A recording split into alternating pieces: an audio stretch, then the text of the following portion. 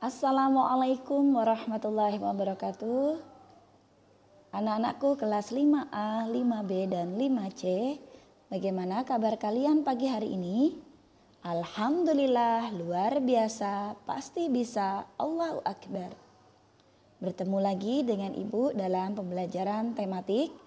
Materi kita pada pagi hari ini masih di tema 5H, subtema 2, pembelajaran 1 dan 2, yaitu tentang perubahan lingkungan. Baiklah anak-anakku semua, sebelum kita mulai pembelajaran kita pada pagi hari ini, terlebih dahulu kita membaca doa bersama-sama. Bismillahirrahmanirrahim. Rabbi zidni ilman warzuqni fahman. Amin. Adapun muatan pembelajaran kita pada pagi hari ini yaitu pembelajaran bahasa Indonesia. Menguraikan urutan peristiwa atau tindakan yang terdapat pada teks non-fiksi. Kemudian yang kedua adalah muatan pembelajaran SBDP. Memahami pola lantai dalam tari kreasi daerah. Yuk kita simak materi pembelajaran kita pada pagi hari ini. Yang pertama yaitu muatan pembelajaran bahasa Indonesia. Mengidentifikasi urutan peristiwa dalam teks non-fiksi. Silahkan dibuka buku tema kalian. Tema 5H, subtema 2, pembelajaran 1, halaman 46. Di situ terdapat bacaan yang berjudul Warga di Cianjur Kesulitan Air.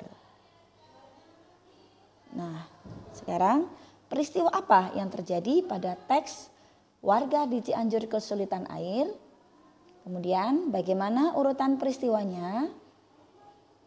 Nah, Ibu akan menjelaskan terlebih dahulu bagaimana cara mengidentifikasi urutan peristiwa dalam teks non-fiksi. Yang pertama, bacalah teks bacaan dari awal hingga akhir dengan cermat dengan teliti. Kemudian kedua, tentukan gagasan pokok pada tiap paragraf.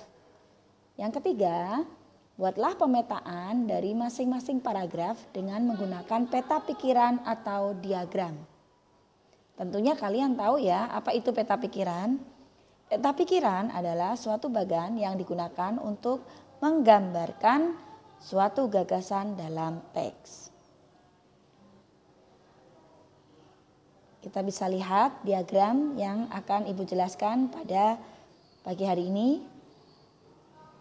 Nah, ini adalah bacaan yang berjudul Warga di Cianjur Kesulitan Air.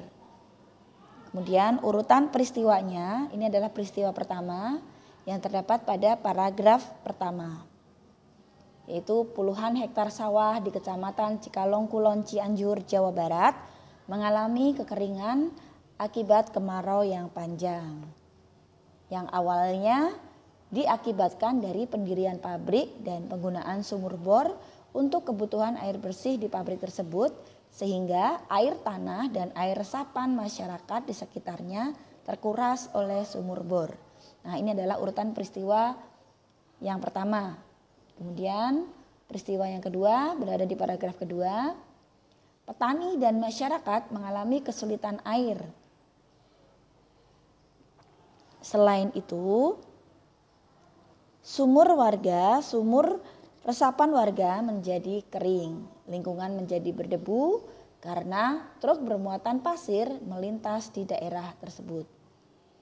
Kemudian urutan peristiwa yang ketiga, yaitu berada di paragraf ketiga, dampak lain dari akibat didirikannya pabrik, yaitu lingkungan sekitar menjadi tandus dan kekeringan yang berkepanjangan. Dan warga berharap pembuatan sumur bor untuk memfasilitasi sarana air bersih. Nah, itu adalah urutan peristiwa dari bacaan warga di Cianjur Kesulitan Air. Kemudian, bagaimana cara menjelaskan peristiwa dalam teks non-fiksi? Nah, pada pembelajaran sebelumnya, kalian telah memahami pengertian teks non-fiksi. Apa itu teks non-fiksi?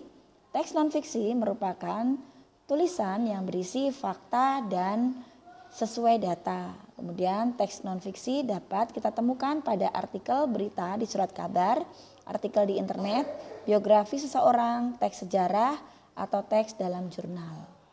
Kemudian untuk dapat menjelaskan teks non-fiksi melalui peta pikiran atau diagram, dapat mengelompokkan menggunakan pertanyaan adik Simba, yaitu apa, di mana, kapan, siapa, mengapa, dan bagaimana. Silahkan kalian simak pada halaman 51 dan 52. Simaklah bacaan teks non-fiksi yang berjudul Banjir Bandang Melanda Garut. Kemudian kita bisa menjelaskan urutan peristiwanya atau peta pikirannya dengan menggunakan adik Simba. Nah, ini adalah urutan peristiwanya dengan judulnya berada di tengah, banjir bandang melanda Garut. Kemudian peristiwa apa yang terjadi, di mana peristiwa itu terjadi, apa penyebab peristiwa itu terjadi, kemudian apa akibat yang ditimbulkan dari peristiwa tersebut, pelajaran apa yang dapat diambil dari peristiwa tersebut. Bagaimana anak-anakku semua? Tentunya kalian bisa ya memahami bagaimana cara mengidentifikasi peristiwa dan menjelaskan peristiwa dalam teks non-fiksi. Kemudian muatan pembelajaran yang selanjutnya yaitu muatan pembelajaran SPDP, menjelaskan macam-macam pola lantai gerak tari. Pola lantai adalah garis imajiner yang dilalui penari pada saat melakukan gerak tari. Pola lantai juga merupakan garis yang dibentuk oleh formasi penari kelompok. Pola lantai dalam tarian memiliki dua jenis garis dasar, yaitu garis lurus dan garis lengkung. Mari kita bahas satu persatu mengenai garis dasar dari pola lantai tersebut. Dan kalian bisa simak pada halaman 53 tema 5H. Nah, yang pertama yaitu garis lurus. Pola lantai garis lurus memberikan kesan sederhana tetapi kuat.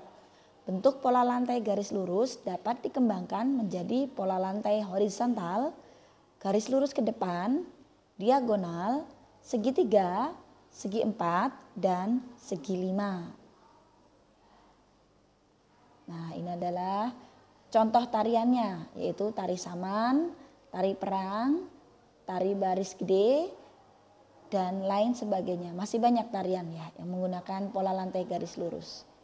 Ini adalah bentuk dari pola lantai garis lurus ya, ada horizontal, lurus, diagonal, segitiga, dan sebagainya. Kemudian yang kedua yaitu garis lengkung. Pola lantai garis lengkung memberikan kesan rumit tetapi lembut. Bentuk pola lantai garis lengkung dapat dikembangkan menjadi pola lantai lingkaran, angka 8, garis lengkung ke depan, dan garis lengkung ke belakang. Contoh tariannya yaitu tari pendet, tari piring, tari kecak, tari kipas pakarena, dan lain-lain. Ini adalah contoh bentuk dari garis lengkung itu sendiri.